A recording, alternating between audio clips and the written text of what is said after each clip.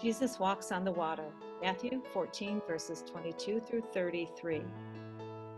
After he had fed the people, Jesus made the disciples get into a boat and precede him to the other side while he dismissed the crowds. Jesus had just fed the large gathering of people. They were all getting excited and proclaiming Jesus as a prophet. John's gospel tells this same story with some additional detail. The people were planning to take Jesus by force and make him king. It was a difficult and tense situation. Jesus knew the disciples would most likely complicate things, so he compelled them to move ahead of him to the other side of the lake. He didn't want to break communion with the people.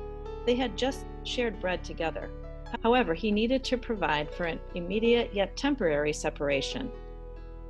After doing so, he went up on the mountain by himself to pray. When it was evening, he was there alone.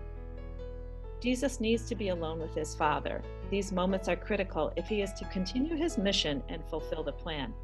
In Matthew's gospel, this is the first time we find Jesus praying alone. It was evening, night had not yet fallen.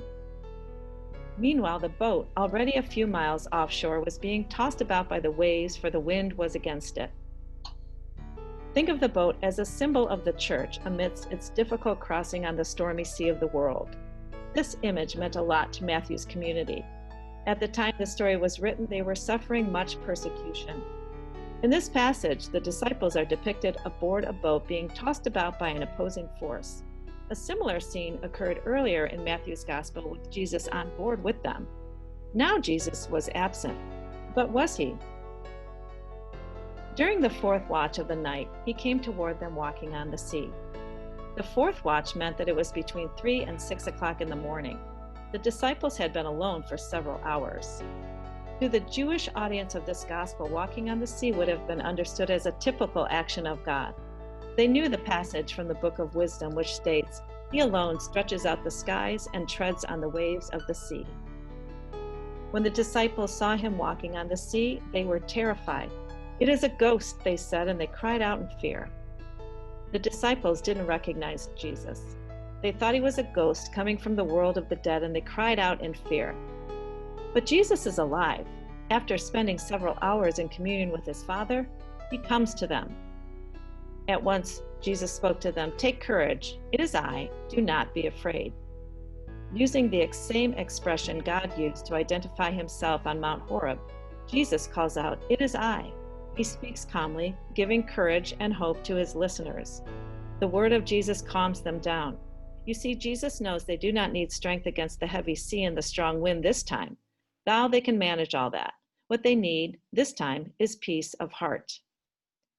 Peter said to them and replied, "Lord, if it is you, command me to come to you on the water." He said, "Come." Now Peter is convinced that the walking man is Jesus.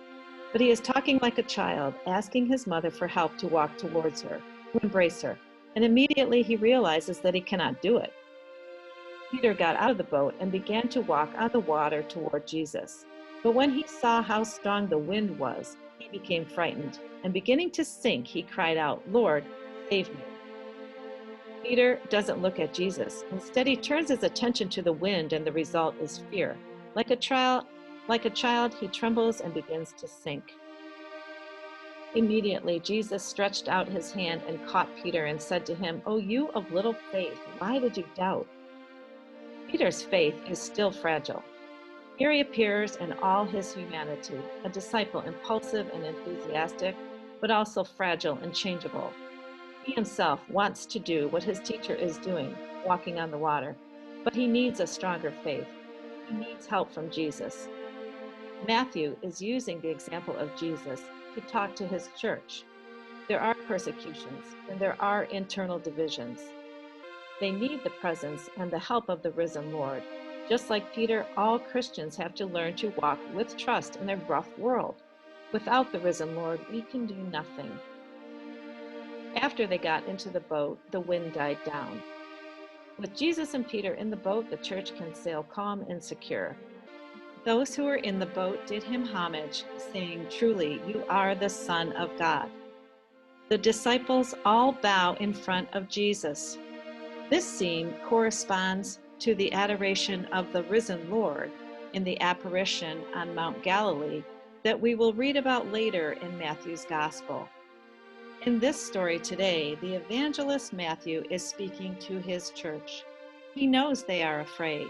He knows they are facing heavy opposition, and he knows their faith is fragile. The fear of the disciples, the heavy storm, and the fragile faith of Peter all relate to these realities. And these realities still exist for the church today. In response, Matthew simply presents Jesus, the risen Son of God, who says to all of us, "Courage, it is I, do not be afraid."